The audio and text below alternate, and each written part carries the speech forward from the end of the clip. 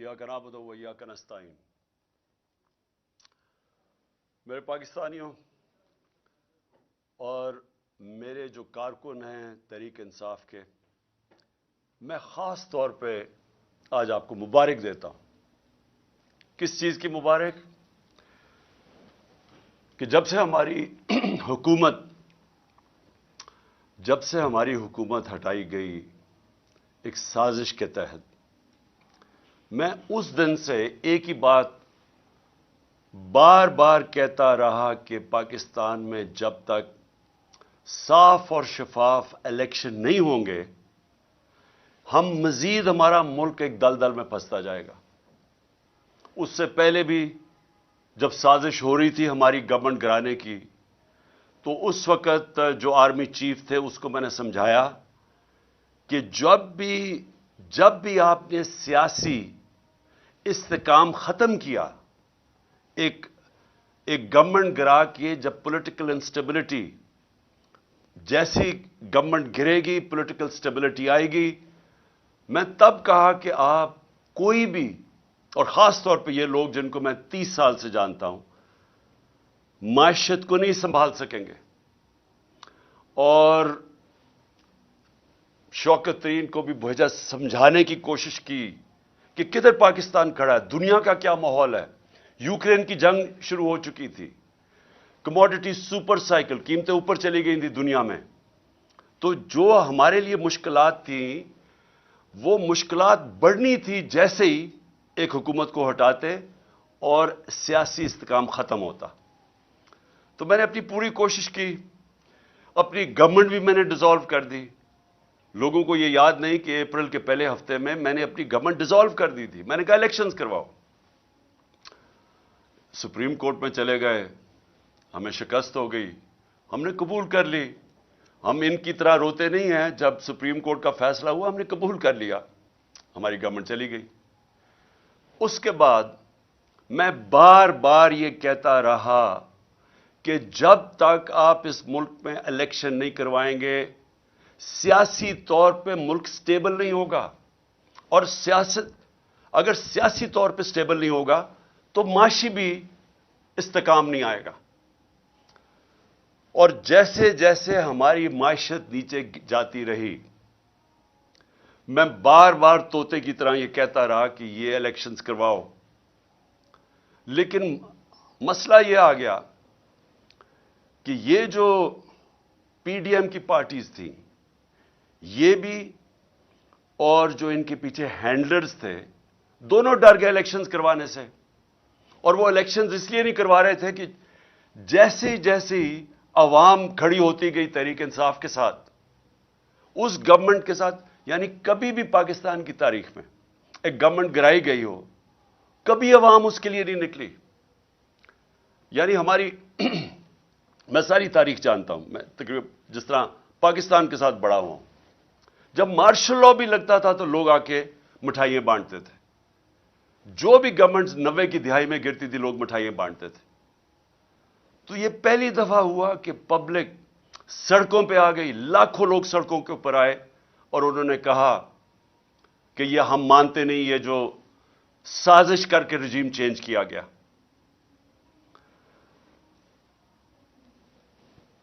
बदकिस्मती से बजाय मेरी बात सुनने के लिए, क्योंकि मैं तो वो कह रहा था जो पाकिस्तान की बेहतरी थी, बजाय मेरी बात सुनने के हमारे कारकुनों के ऊपर जो सख्ती की गई। मैं जनरल मुशर्रफ के मार्शल लॉ के अंदर ऑपोजिशन में था। मुझे जनरल मुशर्रफ के मार्शल लॉ में मैं जेल में गया। मैं आज आप सबके सामने कहता हूं कि कभी मैंने इस मुल्क की तारीख में इस तरह की सख्ती नहीं देखी जो इन्होंने हमारे पे की। कारकुनों को जेलों में डाला। 25 मई को मैं बार बार कहता हूं, जो जुल्म किया इन्होंने, लोगों के घर 3-3 बजे लोगों के घरों में घुस के, ना चादर ना चार दीवारी, लोगों को उठा के ले गए। कभी ऐसे नहीं हुआ पाकिस्तान में। हमारे खिलाफ 3 लॉन्ग मार्चेस हुई, कितनी एफआईआर काटी और किसको कौन सा पुलिस एक्शन लिया, कितनी टीयर गैसिंग हुई। लेकिन 25 मई को जो उन्होंने हमारे से किया, और उसके बाद मुसलसल करते रहे, एफआईआर्स के ऊपर एफआईआर्स काटते गए मेरे कारकुनों पे। لوگوں کو جیلوں میں ڈالا، پھر وہ نکلے، پھر کچہریوں میں چکر لگائے، ہراساں کیا گیا۔ میرے اوپر اب تک 74 FIR کٹ چکی ہیں۔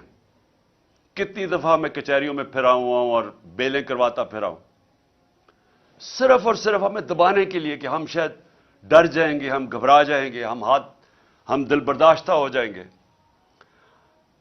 صحافیوں سے جو کیا گیا، کبھی پاکستان میں اس طرح، اور صحافیوں سے کن سے کیا گیا؟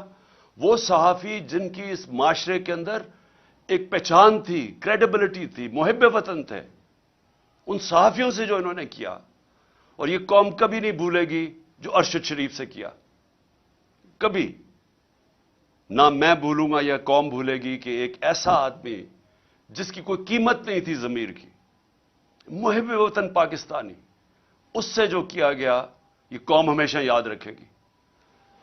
اس کے علاوہ اعظم سواتی، شہباز گل، ہمارے لوگوں کو جو انہوں نے پکڑ کے تشدد کیا، کسٹوڈیل ٹارچر کی گئی، اور ان سے جو ان کے سامنے جو ان کی ننگا کر کے تشدد کر کے ان کی ویڈیوز بنائی گئی۔ اعظم سواتی کی ویڈیو ہمارے MP کو دکھائی گئی، جس کو کہہ رہے تھے کہ نون لیگ میں چلے جاؤ، عمران خان پہ کاٹا مار دیا ہے، اس کا تشدد کرتے ہوئے اعظم سواتی کی ویڈیو دکھائی گئی۔ پھر جو نیچے گرے ہیں یہ لوگ، جو گندی ویڈیوز، جو آڈیو لیکس، جو اعظم سواتی کے گھر ان کی بیوی کو اور بیٹی کو جو گندی ویڈیو بھیجی گئی، کبھی اس ملک میں ایسے نہیں ہوا۔ اور پھر سلمان فاروقی، اس کو پکڑ کے ننگا کر کے اس کو مارا گیا، اس کو دھمکایا گیا۔ سوشل میڈیا کے بچوں سے چونکہ 17-18 سال کے بچوں کو پکڑ کے انہوں نے اٹھا کے لے گیا، ان کو مار دھاڑ کے ڈرا دھمکا کے گھر واپس بھیجا گیا۔ ایسے کبھی نہیں ہوا پاکستان میں۔ تو کوشش یہ کی گئی کہ ظلم اور خوف پھیلا کے، تو یہ جو ایک تحریک انصاف کے ساتھ قوم جڑ گئی تھی، کسی طرح تحریک انصاف کو ختم کیا جائے۔ تو میں اس لیے بھی آج اپنے کارکنوں کو خاص طور پہ مبارک دے رہا ہوں کہ جس طرح میرے لوگ کھڑے ہوئے، ہر چیز برداشت کی۔ یہ جو ہم نے جیل بھرو تحریک شروع کی، وہ جب انہوں نے شروع میں لوگوں کو جیل میں جو ہمارے لوگوں نے گرفتاریاں دی، ہمارے لیڈرز نے دی، ان کو بھی میں خراج تحسین پیش کرتا ہوں۔ انہوں نے سب سے پہلے آگے، سب سے پہلے وہ ہوئے۔ تو تحریک بڑھتی جا رہی تھی، جس طرح تحریک بڑھ رہی تھی، گجرانوالہ، سرگودا، سائبال، اور زیادہ لوگوں نے گرفتاریاں دے رہی ہیں۔ پنڈی لوگ سامنے آ گئے، پشاور میں اتنی پبلک نکلائی، وہ پولیس گرفتاری نہ ان کو کرے، بڑھتی جا رہی تھی۔ اس سے کیا چیز ثابت ہوئی کہ یہ جو 11 مہینے میں ظلم کیا، اور پھر ہمارے جو لوگوں کو جیلوں میں ڈالا، یہ جو جیل بھرو تحریک میں، ان کے اوپر خاص ظلم کیا گیا، ان کو مجرموں کی طرح رکھا گیا۔ جو میں ابھی کہانیاں سن رہا ہوں اپنے لوگوں سے، اپنے لیڈرز سے، اپنے کارکنوں سے، خاص طور پہ ان کو، یعنی جس طرح کوئی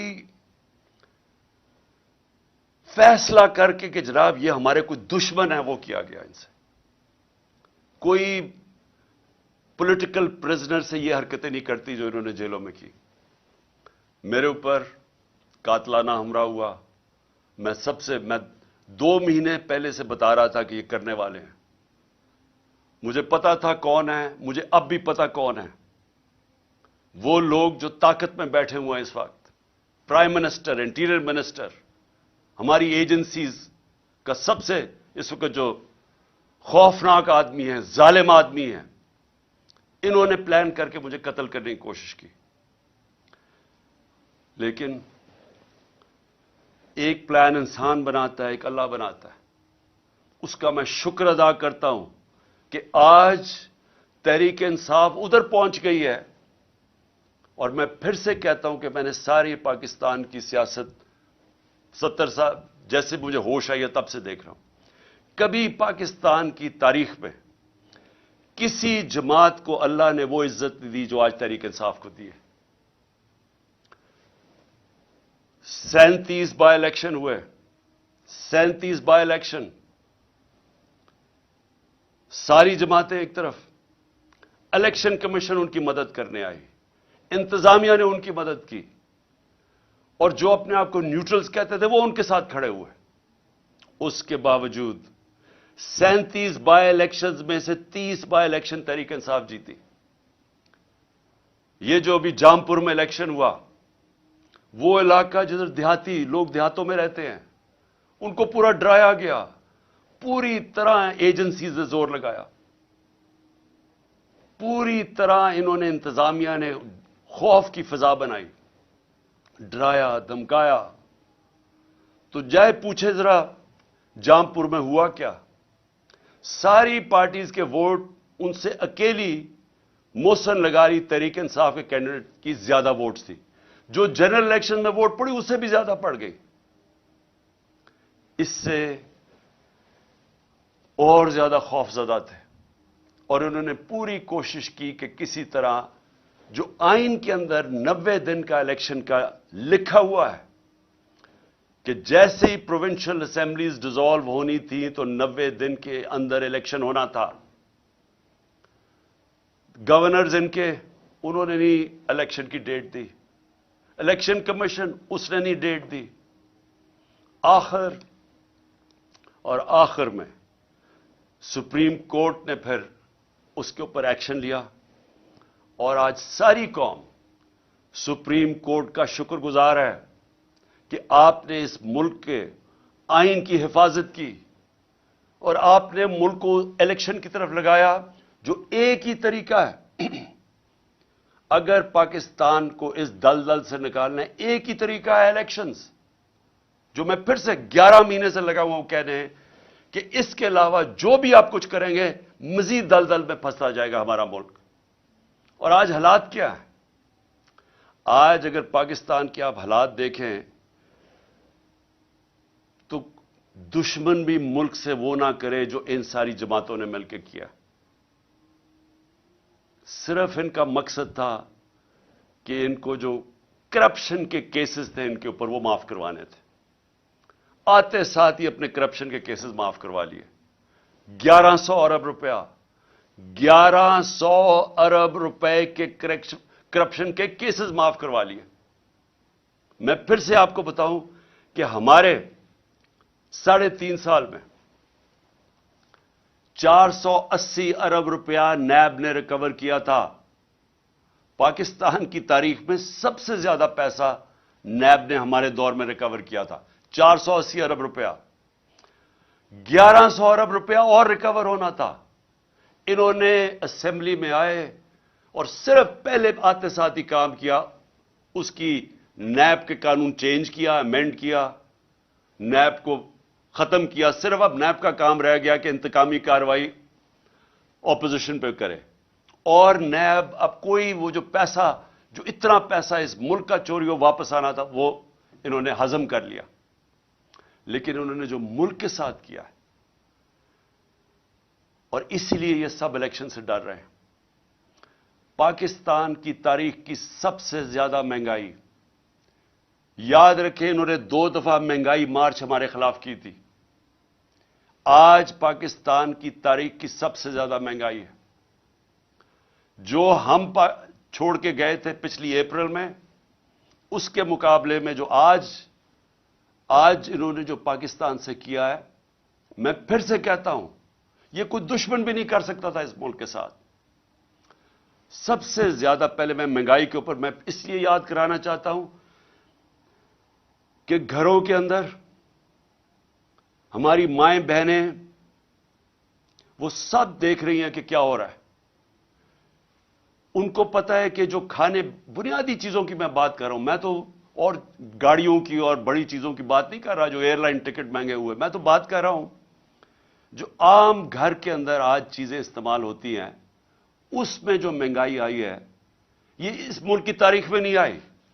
ये जरा मोटी मोटी चीज है कि एक आम घर के अंदर अपने, अगर फैमिली है, मेरे बच्चे हैं, तो मैं क्या, मुझे अंडे चाहिए, 135 से अंडों की कीमत गई है 246। दूध اب دودھ استعمال ہوتا ہے. دودھ ایک ایسی چیز ہے جو کہ بچوں کے لیے استعمال کرنا چاہیے. دودھ کے اندر جب سے یہ آئے ہیں اس کا گیا ہے 116 سے 116 روپے لیٹر سے کیا ہے 156 روپے لیٹر. اب یاد رکھیں کہ یہ ایک عام گھرانہ جس کی تنخواہ ہے 30,000 سے لاکھ روپیہ مہینہ، اب ان کے اندر سوچیں کہ یہ جو قیمتیں میں اب بتا رہا ہوں کہ یہ وہ چیزیں جو استعمال کرتے ہیں. آٹا 20 کے جی کا آٹا ہمارے دور میں 1162 روپے، آج گیا 1705 روپے. چکن، وہ جو کبھی عام آدمی اچھے دنوں کے اندر اگر وہ گوشت کھانا چاہیں تو وہ چکن کھاتے ہیں، وہ 280 روپے سے گیا ہے 460 روپے. پھر گاڑی استعمال کرنی پڑتی ہے، پٹرول 150 روپے لیٹر سے گیا ہے 268 روپیہ. 150 روپے لیٹر سے گیا ہے پٹرول 268 روپے. ڈیزل گیا ہے 144 روپے لیٹر سے 280 روپے لیٹر. تو یہ جو عام ٹرانسپورٹ، اب اس کی وجہ سے ساری چیزیں مہنگی، جنہوں نے آفس جانا ہے، کام کرنا ہے، سب چیزیں مہنگی. گیس کی قیمت دگنی ہو گئی ہے. بجلی، اب بجلی کی قیمت جس ریٹ پہ ابھی بڑھی ہے اور جو سر چارجز لگا کے بڑھ رہے ہیں وہ تقریباً دگنی ہو گئی ہے. ٹیوب ویل، کسانوں کے لیے میں بات کر رہا ہوں، میں صرف اس لیے یہ جو موٹی موٹی چیزیں باقی میں نہیں بتاتا. کسانوں کے لیے ٹیوب ویل، اب وہ کسان ٹیوب ویل استعمال کرتا ہے، اس کو اپنی فصلیں اگانی ہوتی ہیں، اس کو جو پیسہ بچتا ہے وہ پھر واپس لگاتا ہے. لیکن ٹیوب ویل ہم نے سبسڈائز کیا ہوتا 8 روپے یونٹ. 8 روپے تھا ٹیوب ویل کا، آج وہ چلا گیا ہے 36 روپے. 4 گنا زیادہ مہنگا ہو گیا. پھر ہوا کیا، میں صرف جلدی سے یہ بتا دوں کہ آج حالات ہمارے ہیں کیا. جو روپیہ گرا ہے ہمارے 3.5 سال میں ڈالر کے مقابلے میں روپیہ گرا تھا 55 روپے 3.5 سال میں.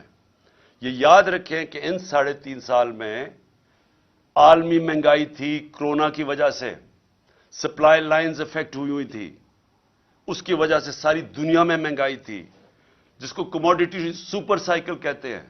بجلی مہنگی، سب چیزیں مہنگی ہوگی، تیل مہنگا ہو گیا.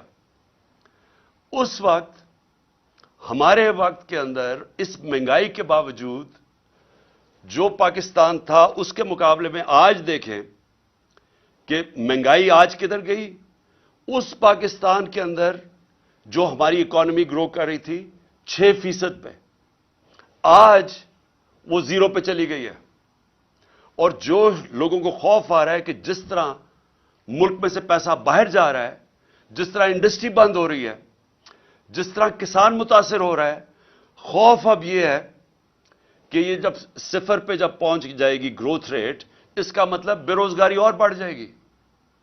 اور بے روزگاری ایک طرف بڑھے گی، دوسری طرف مہنگائی بڑھ رہی ہے. اور آگے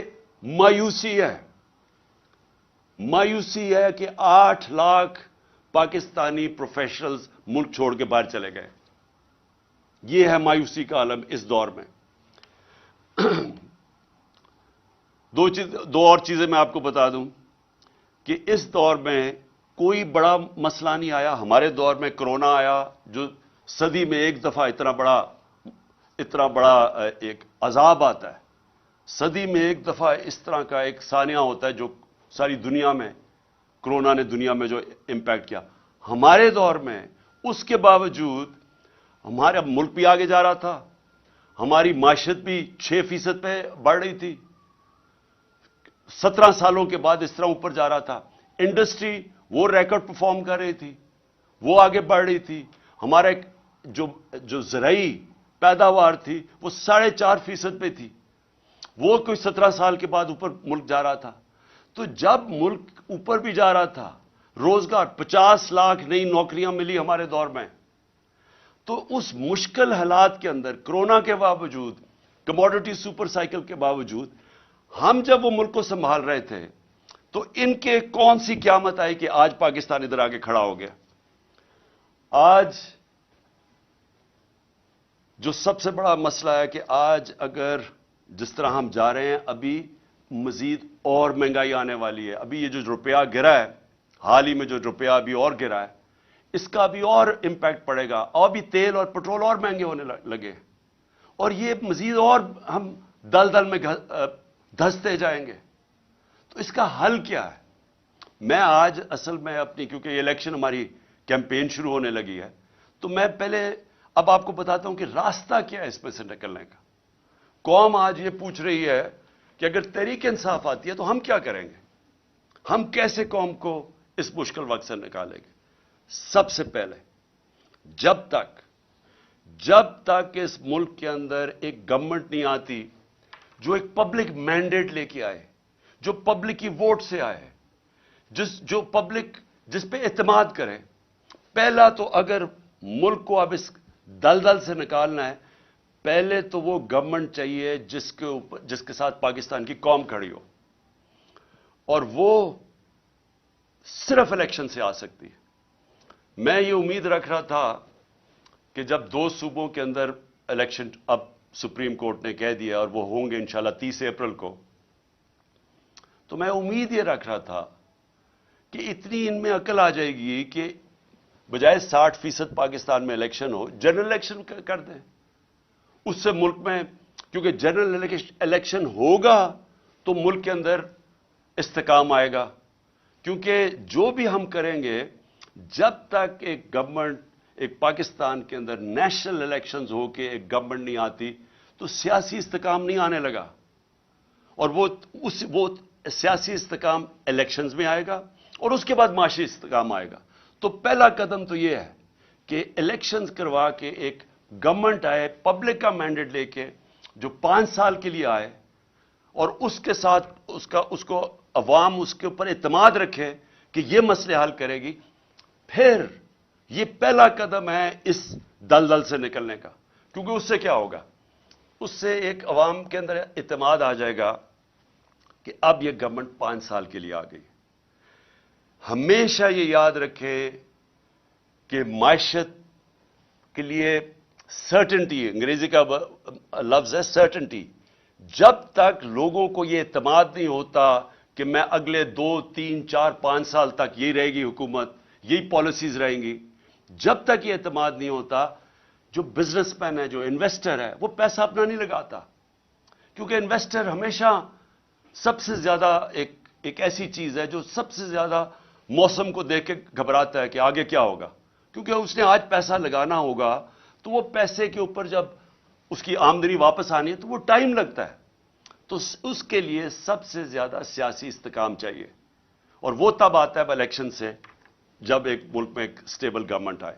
تو پہلا قدم تو یہ ہے کہ اس وقت پاکستان کے لیے نمبر 1 چیز یہ ہے کہ ہم پولیٹیکل سٹیبلٹی لے کے آئیں. تو اس کے لیے الیکشنز کی ضرورت ہے. دوسری چیز، اب میں آپ کو بتا رہا ہوں کہ ہم نے اس میں سے نکلنا کیسے ہے. یہ جدھر ہم پہنچ گئے ہیں، جدھر یہ امپورٹڈ حکومت نے اس ملک کو آج پہنچا دیا، اپنے تو پیسے انہوں نے سارے کرپشن معاف کروا لی ہے، لیکن اب آگے تو ان کے پاس اب کوئی راستہ رہا ہی نہیں ہے. یہ تو جو بھی جب سے آئے ہیں، جو باتیں کہتے رہے ہیں، وہ ملک تو مزید اور نیچے جاتا رہا. بڑا شور مچایا تھا کہ 200 سے میں نیچے لے کے جاؤں گا ڈالر کو. تو ڈالر تو آج جس طرح حالات نظر آ رہے ہیں، وہ تو 300 پہ پہنچنے لگا. اور اس کے جو اثرات، پھر سے میں کہہ دوں کہ جب ڈالر، جو عام لوگوں کے میں بتا رہا ہوں کہ جب ڈالر 300 کا پہنچ جائے، یا ابھی بھی جو 280 کا پہنچ گیا تقریباً، تو اس کا مطلب سب سے بڑی چیز تیل مہنگا. تیل کا مطلب ڈیزل اور پٹرول مہنگا، پھر بجلی مہنگی. تو یہ تو پھر جو چیز آپ باہر سے لے کے آتے ہیں وہ سب چیزیں مہنگی، اور اس سے پھر ٹرانسپورٹ مہنگی. تو وہ ساری مہنگائی شروع ہوتی ہے جب آپ کا روپیہ گرتا ہے. باہر سے جو آپ چیزیں امپورٹ کرتے ہیں وہ ساری مہنگی ہو جاتی ہیں. اور جو سب سے بڑا امپیکٹ پڑتا ہے اس کا، وہ گھروں کے اوپر تب پڑتا ہے کہ جب بجلی، پٹرول، गैस सब महंगे। दूसरी चीज देखें, इसके लिए अगर हमने अब पाकिस्तान को जो हालात अब आ गए हैं और जो सारे बाहर के जो इदारे हैं जो जिनको मूडीज है या ये जो फिच है, ये जो फैसला करते हैं कि मुल्क की मायशत की हालत क्या है, तो वो जो फैसला करते हैं कि मुल्क में कितनी सकत है, इसकी मायशत आगे बढ़ सकती है या ये नीचे जा रही है, तो वो सारे इदारों ने आज पाकिस्तान को नीचे ले गए हैं कि डिफॉल्ट करने लगा। डिफॉल्ट का मतलब कि जो हमने कर्जे लिए हुए हैं वो अब वापस नहीं कर सकते, हमारे पास आमदनी नहीं है वो कर्जे वापस करने, क्योंकि हमारी जो मायशत है वो सुकड़ती जा रही है। ग्रोथ रेट कम होने का मतलब मायशत का सुकड़ना। आप मसला इस वक्त मैं फिर आपको पहले समझा दूं कि मसला क्या है पाकिस्तान का। पाकिस्तान का मसला यह है कि जो मुल्क में डॉलर्स आते हैं वो कम है और जो मुल्क से बाहर डॉलर्स जाते हैं वो ज्यादा है। तो इसका मतलब क्या होता है कि हमारा डॉलर के अंदर खसारा हो जाता है, जिसको करंट अकाउंट डेफिसिट कहते हैं। जब ये खसारा हो जाता है डॉलर का, तो वो रुपए के ऊपर प्रेशर पड़ना शुरू हो जाता है और रुपया गिरना शुरू हो जाता है। और वही जो मैंने आपको, जब रुपया गिरता है तो सारी चीजें महंगी हो जाती हैं, गुर्बत बढ़ जाती है मुल्क में। और मुल्क में जब रुपया आपका गिरता है तो मुल्क की आमदनी गिर जाती है। तो मसलन अब 100 रुपया डॉलर महंगा हो गया, इससे क्या हुआ? इससे हमारी पाकिस्तानी, अगर आपके बैंक में पैसे पड़े हुए हैं रुपयों में, तो वो 100 रुपये, अगर आपका 300 रुपया पड़ा हुआ है तो उसमें से 100 रुपया कम हो गया, उसकी यानी खरीदार की पावर कम होगी। लेकिन अगर आपने ये जो सारे बाहर से इंपोर्टेड गवर्नमेंट है, इनके तो सारा पैसा बाहर पड़ा हुआ है, इनके तो डॉलर्स में पैसे पड़े हैं, इनकी प्रॉपर्टीज में फिर बैंक अकाउंट सारे डॉलर्स में हैं, तो इनको मजीद 100 रुपए का फायदा हो गया। तो पाकिस्तानी गरीब हो गए और ये जो बाहर से चोरी करके पैसा बाहर ले जाते हैं, इनकी दौलत में इजाफा हो गया। तो सबसे जो मैं ये दूसरे पॉइंट आपको कहने लगा था कि सबसे इंपॉर्टेंट अब चीज क्या है इस वक्त, इस मुश्किल जो हम आगे देख रहे हैं, इससे अगर हमें निकलना है तो एक मुल्क को यूनाइट होना पड़ेगा, हमें मुत्तहिद होना पड़ेगा। ये जंग अब ये ऐसी नहीं लड़ी जाएगी कि गवर्नमेंट आई और कोई गवर्नमेंट समझे कि वो अकेली लड़ सकती है। अवाम को साथ खड़ा होना पड़ेगा, इदारों को साथ खड़ा होना पड़ेगा, सबको मुत्तहिद होकर इसका मुकाबला करना पड़ेगा। और जब भी दुनिया के अंदर किसी कौम के ऊपर मुश्किल वक्त आता है, आप दुनिया की तारीख देख लें, आप और तो और मिसाल दूसरी जंग अजीम में 2 मुल्क मुकम्मल तौर पर तबाह हो गए, जर्मनी और जापान, लेकिन 10-10 साल में फिर खड़े हो गए, क्योंकि वो कौमें थी, उन्होंने मिलकर मुकाबला किया, सब इकट्ठे हुए, इदारे सब ने फैसला किया कि हमने फिर से अपने पैर पे खड़ा होना है, और खड़े हो गए। जब कौम इकट्ठी हो जाती है उसके लिए कोई चीज नामुमकिन नहीं होती। कौम जब फैसला कर लेती है कि हमने अपने पैर पे खड़ा होना है, एक गैरतमंद मुल्क बनना है, किसी के सामने हाथ नहीं फैलाना, जब उसमें खुददारी आ जाती है वो फिर कुर्बानियां देती है। और मुश्किल वक्त से निकलने के लिए हमेशा कुर्बानियां देनी पड़ती हैं। अब मेरा घर है, कर्जे चढ़ गए, अब जब कर्जे चढ़ गए तो मैं क्या करूंगा? मैं अपनी आमदनी बढ़ाने की कोशिश करूंगा, और जब तक मेरी आमदनी बढ़ती मैं अपने खर्चे कम करूंगा। इसके अलावा तो जब से अल्लाह ने दुनिया बनाई है और कोई दूसरा रास्ता नहीं है। तो हमारे सामने भी, अब पाकिस्तान के सामने यह रास्ता है, हमने अपने खर्चे कम करने हैं।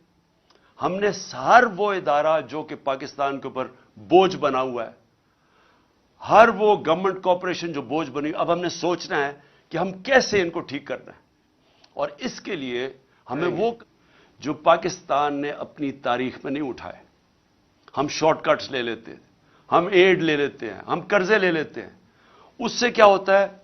और जो ये हुकूमत करने की कोशिश कर रही है, हाथ फैलाया कि जो कहीं से कर्जे आ जाए, बड़ा यानी खुशियां बनाई जाती हैं कि जी वहां से چائنا نے $500 ملین کا قرضہ دے دیا. لیکن یہ تو کینسر کا علاج ڈسپرن سے ہو رہا ہے. کینسر تو پھیلتی جا رہی ہے. کینسر کا جب تک کینسر کاٹ کے نکالی نہیں جائے گی، اب یہ ملک کا علاج ہو نہیں سکتا قرضوں سے. تو اس سے کیا کرنا ہے؟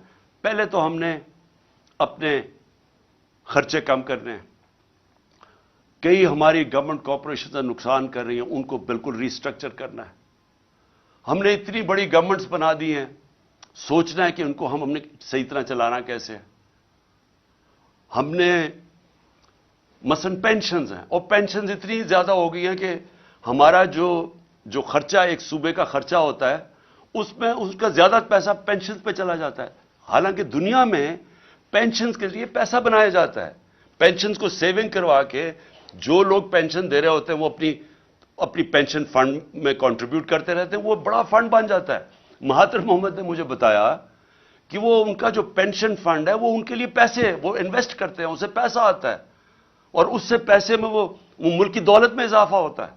ہمارے لیے وہ بوجھ بنا ہوا ہے. تو میں صرف مثال دے رہا ہوں کہ ہمیں اب وہ قدم اٹھانے پڑیں گے جو اب تک ہم پاکستان میں نہیں کرتے رہے. ریولوشنری چینجز کرنے پڑیں گے، اور اس میں سب کو اکٹھا ہونا پڑے گا. ہم سارے جو ادارے ہیں سب کو فیصلہ کرنا پڑے گا کہ اب یہ راستہ ہے ہمارا، اور ہم سب نے اس راستے پہ جانا ہے. آمدنی کیسے بڑھے گی؟ ایکسپورٹس بڑھانی پڑیں گے. یعنی اس ملک میں اب ڈالر لانے پڑیں گے. وہ کون کون سے طریقے ڈالرز لانے کے لیے؟ ایکسپورٹس.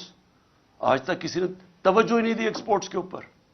جو ساری دنیا میں ملک آگے بڑھے ہیں، چائنا آگے بڑھا ہے، ایسٹ ایشین ٹائیگرز آگے بڑھے ہیں، اس ساروں نے اپنی ایکسپورٹس کے اوپر زور دیا ہے. ہم نے کبھی توجہ ہی نہیں دی کسی نے. ہم جب آئے تھے تو پچھلے 5 سال ہمارے پہلے ایکسپورٹ ٹو جی ڈی پی ریشو وہ نیچے چلی گئی تھی، بجائے پازیٹو ہونے کے نیچے آ گیا تھا، کیونکہ کسی کی توجہ ہی نہیں ہے ایکسپورٹس کے اوپر.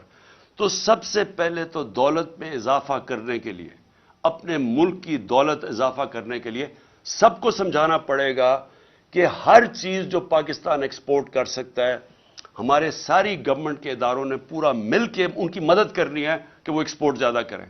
ابھی آپ ایکسپورٹر سے، جب میں پرائم منسٹر تھا تو ان سے پوچھتا تھا تو وہ آتے ساتھ ہی بتاتے تھے کہ کتنی رکاوٹیں ہیں ان کے راستے میں، کہ ہماری گورنمنٹ کی کتنی رکاوٹیں ہیں ان کے راستے میں ایکسپورٹ کرنے کے لیے. تو پہلے تو یہ سمجھ لینا کہ جب تک ہم ایکسپورٹس کے اوپر ساری قوم مل کے انکریج نہیں کرے گی، ایکسپورٹرز کو پرائزز نہیں دیں گے، ان کو ہم ریکگنائز نہیں کریں گے، ان کو وی آئی پیز نہیں بنائیں گے، تب تک یہ ملک اب اس دلدل سے نہیں نکل سکتا. اس کے علاوہ، ایکسپورٹس کے علاوہ اور کون سی چیزیں ہیں جو ڈالر لا سکتی ہیں؟ پہلے تو سوچیں اور کون سی چیز ڈالرز ہمارا خرچہ بچا سکتی ہے. ہم مثلا پام آئل امپورٹ کرتے ہیں، ہم نے کیوں نہیں سوچا کہ اور کیا طریقے ہیں کہ ہم پام آئل کی اپنی امپورٹ کم کر سکیں. ہم نے پختونخوا کے اندر 2013 کے بعد ایک پورا زیتون کی پوری پلانٹیشن کرنی شروع کی، اور آج وہ انقلاب آ چکا ہے زیتون کا. اور زیتون کے اتنے ہم نے اب وہ لگا دیے ہیں، جنگل بنا دیے ہیں کہ انشاءاللہ تھوڑی دیر کے بعد ہم زیتون ایکسپورٹ کر سکیں گے. لیکن یہ ہمیں سب پہلے چیزیں سوچنی چاہیے تھی، کیونکہ جب بھی پاکستان کا اب آگے دیکھیں گے تو سارا وقت ہمیں سوچنا ہے کہ ڈالرز اس ملک میں کیسے آئیں گے. کون سی ایسی مثلا ٹورزم ہے. سوئٹزرلینڈ صرف ٹورزم سے 60 سے 80 ارب ڈالر کماتا ہے ٹورزم سے.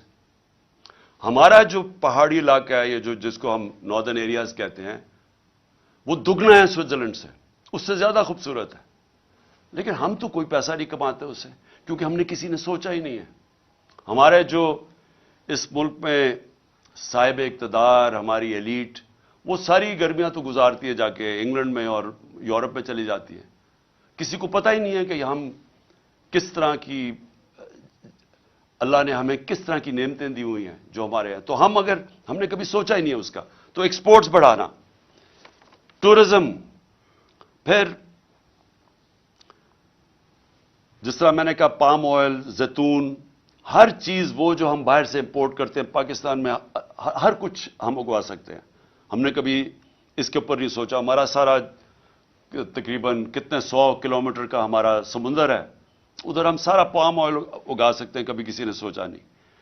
پھر ہم کیسے, جو اصل اب چیلنج ہے میں آپ کو سنوں کہ انویسٹمنٹ لے کے آنی ہے پاکستان میں, ہم کیسے انویسٹمنٹ لا سکتے ہیں. میں آپ کو, ہندوستان 6.5 گنا بڑا پاکستان سے ہے. پچھلے سال پاکستان میں جو انویسٹمنٹ آئی ہے 2022 میں $2 ارب.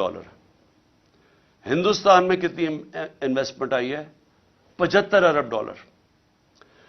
ہم جب تک ایک ملک میں انویسٹمنٹ ہی لے کے آئیں گے, ہماری دولت کے اندر پھر بھی اضافہ نہیں ہوگا, کیونکہ انویسٹمنٹ جب ڈالرز میں آئے گی, ہمارا جو ریزروز ہے ڈالر کے بڑھیں گے. ہمیں یہ مسئلہ نہیں آئے گا جو آج آیا ہوا ہے کہ ہمارے ریزروز ہی ختم ہو گئے, ڈالر ختم ہو گئے, روپیہ گر رہا ہے, مہنگائی بڑھ رہی ہے. کوئی پاکستان میں آج سرمایہ کاری کرنے کے لیے کیوں نہیں تیار؟ کیونکہ وہ ڈالر ہی خریدتے ہیں, اس کو ضرورت کیا جب روپیہ گر رہا ہے. باہر سے بھی کسی کو اعتماد نہیں ہے. تو تب جب انویسٹمنٹ جب تک پاکستان میں ہم نہیں لے کے آئیں گے, صحیح معنی میں ہماری دولت میں اضافہ نہیں ہوگا. ہم نے ٹیکنالوجی زونز بنائے, ہم نے ایکسپورٹ زونز بنائے, ہم نے خاص طور پہ یہ بنائے اس لیے کہ جو باہر سے ہمارے ملک میں انویسٹ کرنا چاہتا ہے, ادھر ہم نے ان کے لیے کنسیشنز دی, ہم نے ٹیکس بریکس دیے تاکہ وہ آئیں اور یہاں انویسٹ کریں. بدقسمتی سے جو ہمارا سب سے ہمسایہ چائنا, وہ 2 سال بند ہو گیا کرونا کے اندر. جب کرونا آیا تو چائنا کے اندر تقریباً آنا جانا مشکل ہو گیا, ان کے کوارنٹین کے اتنے مشکل لاز تھے. تو وہ ہم نے وہ 2 سال مس کر دیے. لیکن فیوچر کے اندر ٹیکنالوجی زونز اور ایکسپورٹ زونز جو ہم نے مختص کیے ہوئے علاقے, ان کے اندر جس طرح چائنا جب آگے بڑھا تھا تو اس نے انوائٹ کی تھی انڈسٹری جو ان کی ایکسپورٹ زونز کے اندر آ کے انہوں نے پھر ایکسپورٹ شروع کی, اور اسی طرح چائنا کی یہ 30-35 سال پہلے انہوں نے کی, اور آج کہاں سے کہاں پہنچ گیا. تو ایکسپورٹ زونز ہیں, ٹیکنالوجی زونز, اور ٹیکنالوجی کی اب ذرا میں ٹیکنالوجی یہ دیکھیں, آئی ٹی ایکسپورٹس. ہم نے ان کی پہلی دفعہ آئی ٹی کی مدد کی, جو آئی ٹی کی کمپنیز تھی ہم نے ان کو انسینٹیوز دیے, تو ہماری 75% ایکسپورٹس بڑی آئی ٹی کی, اور بدقسمتی سے آ کے اس حکومت نے وہ ختم کر دیے جو انسینٹیوز دیے ہوئے تھے. ہندوستان کی آئی ٹی کی صرف ایکسپورٹس $150 ارب ہے جو وہ آئی ٹی ایکسپورٹس کرتی ہے. تو ہمارے پاس ایک ینگ پاپولیشن ہے, نوجوان آبادی ہے, ہمارے پاس بڑے آرام سے اگر ہندوستان کر سکتا ہے, ہم کم از کم $20-30 ارب تو ایکسپورٹ کر سکتے ہیں. کبھی کسی نے توجہ نہیں دی, تو اس کے اوپر ہم زور لگا رہے ہیں, اور ہم نے آخری 2 سال کوشش بھی کی. لیکن یہ جو میں انویسٹمنٹ کی پہلے بات کر رہا ہوں, دیکھیں یہ کیسے انویسٹمنٹ آئے گی پاکستان میں. ہمیں ایک ماحول بنانا پڑے گا. وہ ماحول کیسے بنے گا؟ ہمیں اس ملک میں رول آف لا قائم کرنا پڑے گا.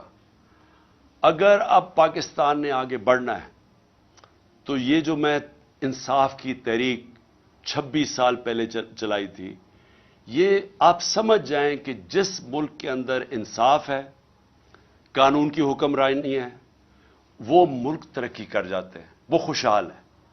جن ملکوں کے اندر جنگل کا قانون ہے, بنانا ریپبلکس ہیں, جس کی لاٹھی اس کی بھینس ہے, وہ جتنے مرضی آپ وسائل ان ملکوں میں قائم رکھ دیں, وہ ملک آگے نہیں بڑھ سکتے. میں یہ بار بار آپ کے سامنے یہ کہتا رہا ہوں کہ جو مدینہ کی ریاست میرے نبی صلی اللہ علیہ وسلم نے بنائی تھی, اس کی بنیاد عدل اور انصاف تھا. اللہ اس لیے حکم کرتا ہے کہ ان کے سنت پہ چلو, سیکھو کہ انہوں نے وہ دنیا کے سب سے عظیم لیڈر تھے, انہوں نے وہ کام کیا جو دنیا میں کسی انسان نے نہیں کر سکا. انہوں نے اس ملک کو کہاں سے, اب مدینہ کو دنیا کی امامت کی وہاں سے اٹھ کے ان لوگوں جن کی حیثیت کوئی نہیں تھی. تو سب سے پہلے مدینہ میں عدل اور انصاف قائم کیا. آج اب دنیا اٹھا کے دیکھ لیں, جن ممالک کے اندر رول آف لا ہے وہ خوشحال ہیں, اور جن ممالک کے اندر جس طرح ہمارے آج حالات ہیں کہ این آر او مل جاتا ہے. کیوں نہیں جی, کس یورپین ملک میں کبھی سنا ہے این آر او کسی کو ملتا ہوا؟ کبھی امریکہ میں سنا ہے, سوئٹزرلینڈ میں سنا ہے, کبھی سنا ہے کہ آپ چوری کریں, ملک کی دولت چوری کرو اور آپ کہیں جی میں قانون سے اوپر ہوں؟ اس کو جنگل کا قانون کہتے ہیں. کبھی سنا ہے؟ اپنے پاکستانی آپ کے باہر ہیں, 1 करोड़ पाकिस्तानी बाहर बैठा हुआ है। कभी उनसे पूछें कि Europe, England, America, Norway, Australia, कभी कब्जा ग्रुप का नाम सुना है? कभी कोई ताकतवर कमजोर की जमीन पर कब्जा कर सकता है? क्योंकि इंसाफ है वहां। क्यों आपके लोग यहां से पूरी हर किस्म की कोशिश करते हैं बाहर जाने के लिए? अभी मुझे अफसोस हुआ, हमारी एक हॉकी प्लेयर थी, तुर्की से जाते हुए इटली, वो उनकी किश्ती डूब गई, उसमें पता नहीं कितने 26 पाकिस्तानी भी डूब गए और वो हमारी हॉकी प्लेयर भी डूब गई। तो क्यों सोचा कि क्यों इतने लोग चांस लेते हैं? हर रोज आप पढ़ते हैं कि वो किश्तियों में जाने की कोशिश कर रहे हैं यूरोप में और वहां रास्ते में डूब जाते हैं। क्यों जाते हैं? वहां पैसे तो कोई बांट नहीं रहा। उन मुल्कों के अंदर इंसाफ है। इंसाफ का मतलब क्या है कि मैं अगर मेहनत करूंगा मुझे मेहनत का फल मिलेगा। वो ऐसे मुल्क हैं जब आप, जिसको आज एक लफ्ज इस्तेमाल किया जाता है, level playing field. Level playing field तब आती है जिस मुल्क के अंदर रूल ऑफ लॉ होता है, इंसाफ होता है। जब एक मुल्क के अंदर इंसाफ होता है, लोगों को तहफ्फुज मिलता है, उनके, जिसको फंडामेंटल राइट्स कहते हैं, बुनियादी हकूक को उनके मुल्क का कानून हिफाजत करता है उनकी। जब मुझे प्रोटेक्शन मिलती है तभी मैं आजाद होता हूं, और आजाद लोग ही बड़े काम करते हैं। तो जो बुनियादी चीज इंसाफ देता है वो आजादी देता है, वो एक इंसान को लेवल प्लेइंग फील्ड देता है। वो फिर उस जिधर इंसाफ होता है उधर इन्वेस्टमेंट जाती है, लोग उधर जाके अपनी फैक्ट्रियां लगाते हैं, क्योंकि उनको तहफ्फुज होता है, उनको एक कानून, एक मुल्क की अदालतों पे इत्तेमाद होता है कि मैं अगर यहां सरमायाकारी करूंगा तो मुझे हिफाजत मिलेगी। तो जब एक मुल्क के अंदर एक स्मॉल और मुल्क की जो रीढ़ की हड्डी होती है वो स्मॉल और मीडियम इंडस्ट्री होती है, जो मीडियम छोटी सनतें होती हैं, वो सबसे ज्यादा लोगों को रोजगार भी देती हैं और वो रीढ़ की हड्डी होती है। तो जब एक मुल्क के अंदर इंसाफ नहीं होता, कॉन्ट्रैक्ट एनफोर्समेंट नहीं होती, अदालतें उनको तहफ्फुज नहीं देती, जो पॉलिसीज प्रेडिक्टेबल नहीं होती, आगे यानी आज एक कानून बना कल दूसरा बना, आज एक टैक्स का निजाम है कल दूसरा बना, उस मुल्क के अंदर सबसे पहले जो कुचले जाते हैं वो छोटी सनतें हैं, स्मॉल और मीडियम इंडस्ट्री। और जब एक मुल्क में इंसाफ, कॉन्ट्रैक्ट एनफोर्समेंट, लोगों को तहफ्फुज देते हैं, वो फिर तरक्की करते हैं मुल्क, उधर खुशहाली आती है। शेर शाह सूरी की अगर आप कहानी पढ़ें, वो हिंदुस्तान का सबसे अजीम, एक बड़े बड़े हिंदुस्तान के हुक्मरानों में से एक शेर शाह सूरी था। तो उसकी अगर कहानी, उसकी जब जिंदगी पढ़ें तो शुरू किधर से हुआ था? उसके बाप की जागीर थी, बाप ने उसको कहा कि जागीर संभालो। ये बिहार के अंदर जागीर थी। उसने वो जागीर के अंदर सबसे पहले काम क्या किया? उसने जो बड़े बड़े डाकू थे उन सारों को खत्म किया। उसने अपने जागीर के अंदर कानून की हुक्मरानी कायम करके लोगों को तहफ्फुज दिया। जो सारे इर्द गिर्द की जागीरों के जो सनतकार थे, जो सरमायाकार थे, वो सारे उसकी जागीर में आ गए। उन्होंने वहां जाके पैसा लगाना शुरू कर दिया, वो सबसे खुशहाल हो गई। उधर से शेर शाह सूरी का नाम ऊपर आया। तो आज भी अगर आप स्विट्जरलैंड चले जाएं, यूरोप चले जाएं, जो मैंने देखा है, वहां पैसे नहीं लोग बांट रहे। आप, हमारे लोग इसलिए जाते हैं कि वहां का निजाम ऐसा है कि जो मेहनत करेगा उसको फायदा होता है, और वहां कोई तंग नहीं करता, कोई कब्जे नहीं करता, कोई ताकतवर आके उसको कोई रिश्वत नहीं मांगते हर दूसरे दिन लोग।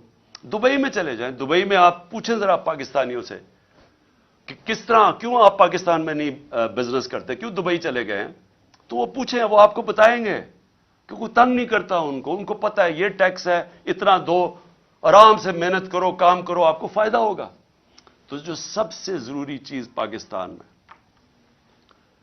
कानून की हुक्मरानी कायम करना है, रूल ऑफ लॉ कायम करना है। ये मुझे बड़े लोगों ने मेरे से पूछा कि जी ये आप कैसे कायम करेंगे? ये मैं 26 साल से कोशिश कर रहा हूं। मैंने लोगों को, मेरे से जब बात करते हैं कि जी इमरान साहब देखें, आप ये ऑपोजिशन है, आप इनसे बात क्यों नहीं करते? मैं इन सबको अब से नहीं, पहले से भी कह रहा हूं कि पॉलिटिशियन सबसे बातचीत करता है। पॉलिटिशियंस किसी से कुटी नहीं करता। پولیٹیشنز کا کام ہوتا ہے سب سے بات کر کے اپنے موقف کے ارد گرد لانا، یا ان کی بات سننا، اپنی سننا، اور پھر کوئی بیچ میں کوئی گراؤنڈ پہ پہنچنا. لیکن جو لوگ ملک کا پیسہ چوری کرتے ہیں، آپ ان کے ساتھ کیسے سمجھوتا کر سکتے ہیں؟ مجھے اگر یہ بار بار، جب 3.5 سال میں گورنمنٹ میں تھا، مجھے بار بار کہتے رہے کہ جی ان کو آپ این آر او دے دیں. جنرل باجوہ نے کہا کہ ان کو این آر او دے دو. وہ جب میں ان سے بات کریں ہم نے فیٹف کا بل پاس کرنا ہے، وہ کہتے جی این آر او دے دو. میں این آر او نہیں دے سکتا کیونکہ میرا پیسہ انہوں نے نہیں چوری کیا، پیسہ عوام کا چوری کیا ہے. میں کون ہوتا ہوں کہ عوام کا پیسہ ان کو معاف کر دوں؟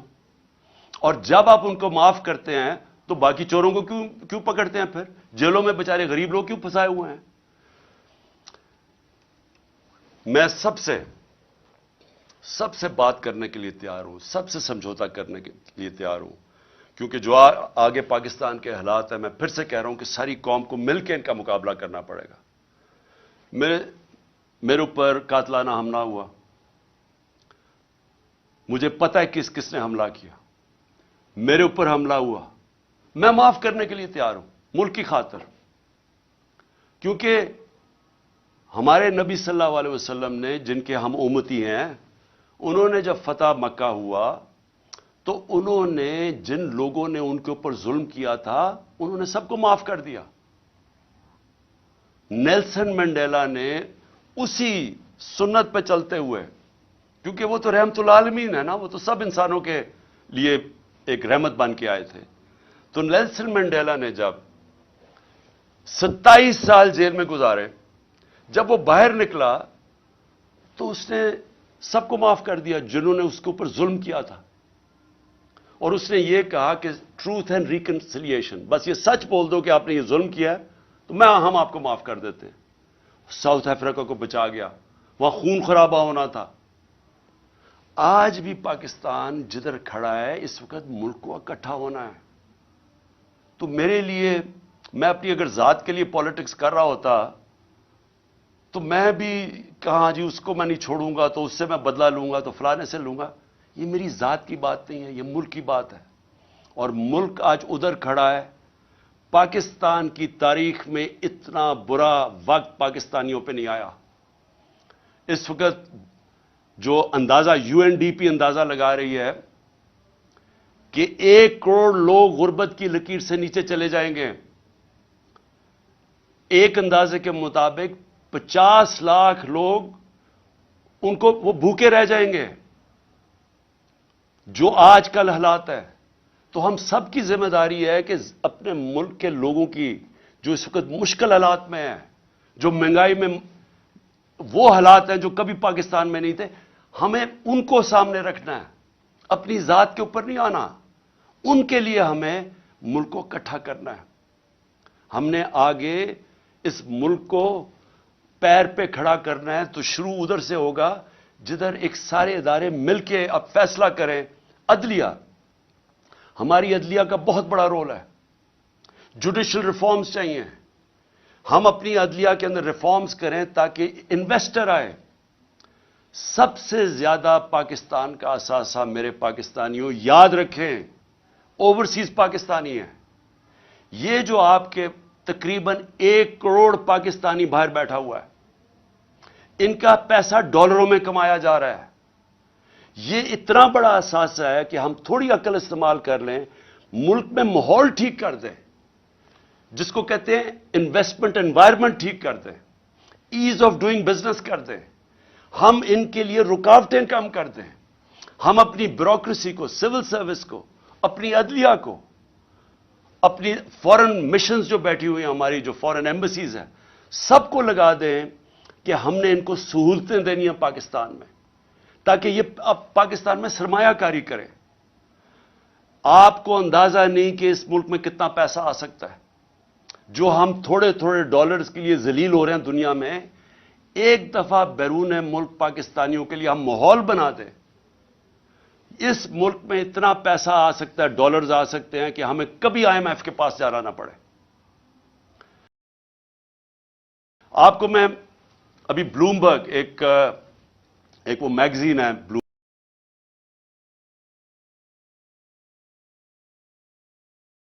ब्लूमबर्ग, उस मैगजीन के अंदर, क्योंकि दुनिया के अंदर दुनिया के जो मुल्क है उनकी मैशत के ऊपर वो कमेंट करती है। दुबई में, जरा ये गौर से सुने, दुबई में 20,000 पाकिस्तानियों ने प्रॉपर्टीज खरीदी हैं, 10.4 अरब डॉलर की। हम IMF के पीछे, हमारा प्रोग्राम था 6 अरब डॉलर का, हमने 3 अरब डॉलर लिए थे अपने दौर में। हम उसके लिए अपनी आजादी भी खो बैठते हैं, अपनी इज्जत भी खो बैठते हैं। सिर्फ 20,000, याद रखें 1 करोड़ पाकिस्तानी बाहर है, 20,000 पाकिस्तानियों ने दुबई में 10.4 अरब डॉलर की प्रॉपर्टी खरीदी है। तो वो पहले तो पूछे वो दुबई में क्यों खरीद रहे हैं, और वो तो यहां से पैसा बाहर जा रहा है ना। हमें पता है कि यहां बड़े बड़े जो बदकिस्मती से या ताकतवर लोग जो ये पैसा चोरी करते हैं वो सारा बाहर भेज देते हैं। ये जो सारे मेफेयर के फ्लैट और ये सारा यहां का चोरी किया हुआ पैसा गया हुआ है। तो मैं तो सिर्फ दुबई की बात कर रहा हूं, मैं तो यूरोप की नहीं बात कर रहा, मैं अमेरिका की नहीं बात कर रहा, मैं इंग्लैंड की बात नहीं कर रहा, लंदन में कितनी प्रॉपर्टीज है पाकिस्तानियों की उसकी बात नहीं कर रहा, मैं तो सिर्फ दुबई की बात कर रहा हूं। सोचे पाकिस्तानियों का ये तो मुल्क से बाहर पैसा जा रहा है। ये सोच लें कि उन 1 करोड़ पाकिस्तानियों में से अगर 5 लाख पाकिस्तानी फैसला करें पाकिस्तान में सरमायाकारी करने का, मैं आपको यकीन दिलाता हूं कि पाकिस्तान के डॉलर का मसला हल हो जाएगा। लेकिन उसके लिए रूल ऑफ लॉ, कानून की हुक्मरानी, वो माहौल बनाना पड़ेगा जिसमें उनके लिए आसानियां हम पैदा करें ताकि वो पैसा अपना लेके आएं। और ये दुनिया में जब वियतनाम, ये जो मुल्क आगे बढ़े हैं, इन सारों ने माहौल पैदा किया जिधर से बाहर से इन्वेस्टमेंट आई। लेकिन उनके पास, उनके लोगों ने नहीं की, उन्होंने तो चाइनीज इन्वेस्टमेंट लेके आए वियतनाम में। हमारे पास तो ये हमारा असासा बैठा हुआ है, हमने सिर्फ माहौल ठीक करना है, हमने उनके लिए आसानियां पैदा करनी है, हमने इस मुल्क के अंदर इंसाफ कायम करना है। और इंसाफ का मतलब कानून के सामने सब एक बराबर। जब तक ये नहीं होगा ये मुल्क आगे नहीं बढ़ सकता। मैं आपको बार बार नबी सल्लल्लाहु अलैहि वसल्लम की जो हदीस है कि तुम्हारे से पहले बड़ी कौमें तबाह हुई, जब ताकतवर चोरी करे उसे ना पकड़ो और कमजोर को जेलों में डालो, वो कौम तबाह हो जाती है। ये हमारी तबाही का सबसे बड़ा मसला आज ये है कि ताकतवर चोरी करके कहता है NRO दे दो, नहीं तो हम तुम्हारी गवर्नमेंट नहीं चलने देंगे, और हम सिर्फ छोटे चोरों को जेल में डालते हैं, मुल्क तबाह हो जाता है। तो सब जो इन सारी चीजों को एक अगर पॉइंट सबसे ज्यादा वो है कानून की हुक्मरानी, रूल ऑफ लॉ। तो आखिर में मैं और इसमें और मैं बता दूं, हम टैक्स रिफॉर्म्स कर रहे थे, हम FBR को ठीक कर रहे थे, टेक्नोलॉजी लेके आ रहे थे, हमने ट्रैक एंड ट्रेस सिस्टम बना दिया था, हमने आर्टिफिशियल इंटेलिजेंस के जरिए हमने 35 मिलियन टैक्स पेयर्स को आइडेंटिफाई किया था जो मजीद जो टैक्स नहीं दे रहे थे लेकिन उनके पास वसाइल थे। तो हमने आर्टिफिशियल इंटेलिजेंस के लिए जरिए उनको आइडेंटिफाई किया। तो और आहिस्ता आहिस्ता हमारे पास तो अभी सिर्फ 25 लाख 20-25 लाख टैक्स पेयर वाले लोग हैं। 22 करोड़ में सिर्फ 25 लाख लोग टैक्स देते हैं।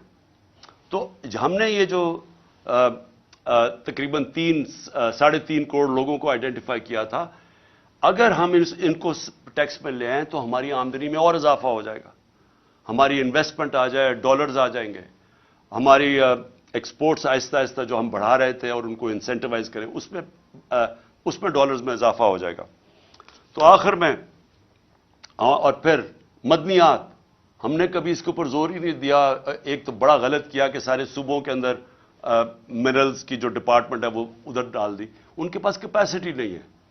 इतना ज्यादा पोटेंशियल है पाकिस्तान मदनियात या मिनरल्स को हम बेच के, हमने इसमें भी एस्टिमेट किया हम और डॉलर्स ला सकते हैं पाकिस्तान के अंदर। तो आखिर में इंशाअल्लाह अगले हफ्ते मैं अपना पहला जलसा कर रहा हूं और मैं आगाज कर रहा हूं अपनी इलेक्शन कैंपेन का। मैं اپنی ساری اب خیبر پختونخوا اور پنجاب میں سارے اپنی پارٹی کو کہنا چاہوں گا تیاری کر لیں.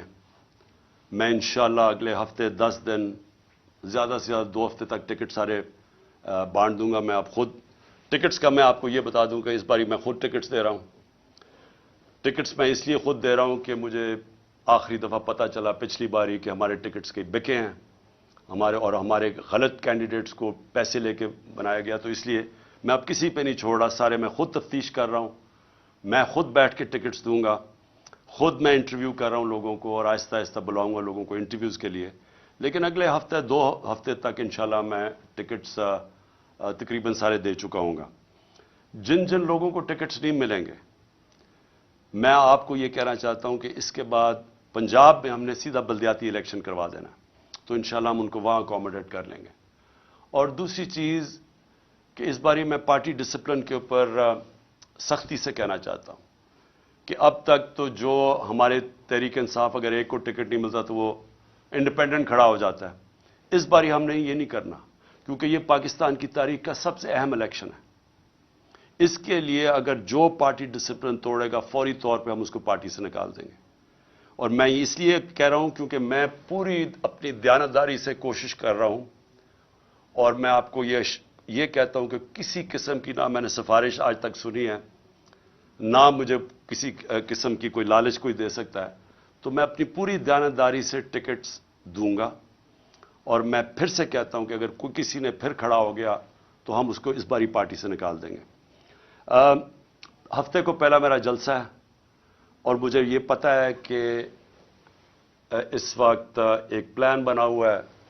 پھر سے آپ کو پہلے بھی میں نے بتایا تھا, جب میرے اوپر وزیر آباد میں اٹیک ہوا تو مجھے اس سے پہلے میں کہہ بیٹھا تھا کہ میرے اوپر حملہ ہوگا, اور اس باری پھر مجھے پتا کہ پلان بنایا ہوا ہے.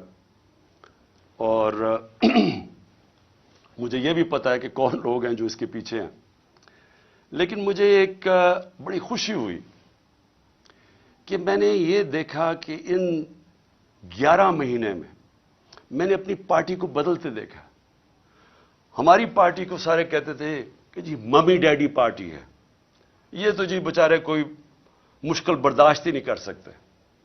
لیکن میں نے جو اپنی پارٹی کو بدلتے دیکھا, 25 مئی کو انہوں نے یہ جو ایک بدماش ہے ان کا انٹیریئر منسٹر, اور یہ جو سارے مل کے انہوں نے ہمارے اوپر ظلم کیا, اور ان کا یہ خیال تھا کہ اب پارٹی بالکل بیٹھ جائے گی, اب یہ نہیں کھڑی ہوتی. لیکن پارٹی پھر سے کھڑی ہوئی, اور لوگ شوق میں چلے گئے, ہکا پکا رہ گئے کہ کیسے کوئی کر سکتا ہے جمہوریت کے اندر جو انہوں نے ہمارے پہ ظلم کیا تھا.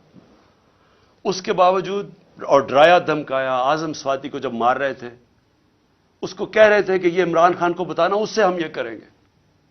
وہ اعظم سواتی اور یعنی ان کا اور عزم مضبوط ہو گیا. اور اس کے بعد ابھی جو ہمارے لوگ جیلوں میں گئے, میں ابھی جیلوں والے لوگوں سے بات کر رہا تھا جو واپس آئے, انہوں نے خاص طور پہ فیصلہ کیا کہ ان کو دبانا, ان کو سبق سکھاؤ. مجرموں سے زیادہ انہوں نے ہمارے اوپر سختی کی جیلوں کے اندر. اس کے جو میں نے اب ان لوگ اپنے کارکنوں کو دیکھا جو نکلے ہیں, وہ اور زیادہ پر عزم ہے. اس لیے اب مجھے ایک چیز ہو گیا کہ اگر عمران خان کو کچھ ہو بھی جاتا ہے تو یہ وہ پارٹی بن گئی ہے, یہ اس ملک کا نوجوان میں وہ شعور آ گیا ہے, وہ تیار ہو گیا کہ اب کبھی بھی انشاءاللہ اس ملک کو حقیقی آزادی کی طرف کوئی بھی روک نہیں سکتا. یہ وہ قوم, میں ایک دن اللہ سے دعا کرتا تھا کہ کیونکہ میں باہر کے ملک دیکھتا تھا سارے, اور میں دیکھتا تھا ان کو کہ وہ آزاد لوگ تھے, وہ لوگ آزاد تھے, اور آزاد لوگوں کی پرواز اوپر ہوتی ہے. اور میں ہمیشہ دیکھتا تھا کہ ہم ایک دبے ہوئی قوم ہیں, ہم ایک ہی پولیس کا دبکا آ جائے کہ یہ جیل میں ڈال دیں گے تو اسے دیکھ کے ڈر جاتے تھے, کیونکہ ہم کبھی حقیقی معنی میں آزاد نہیں ہوئے. اب میں ایک آزاد قوم کو ابھرتے دیکھ رہا ہوں. میں اپنے نوجوانوں کو لا الہ الا اللہ کا مطلب سمجھتے دیکھ رہا ہوں. لا الہ الا اللہ انسان کو غیرت دیتا ہے, خودداری دیتا ہے. یہ جو خوف کا سب سے بڑا جو غلامی انسان کرتا ہے, وہ خوف کی بت کی غلامی کرتا ہے. मैंने उससे आजाद होते देखा लोगों को। इसलिए मुझे ये फिक्र नहीं है कि जो भी आगे रास्ता होता है, मुझे पता है कि जो ये अब कौम निकल रही है, अब इसको कोई गुलाम नहीं बना सकता।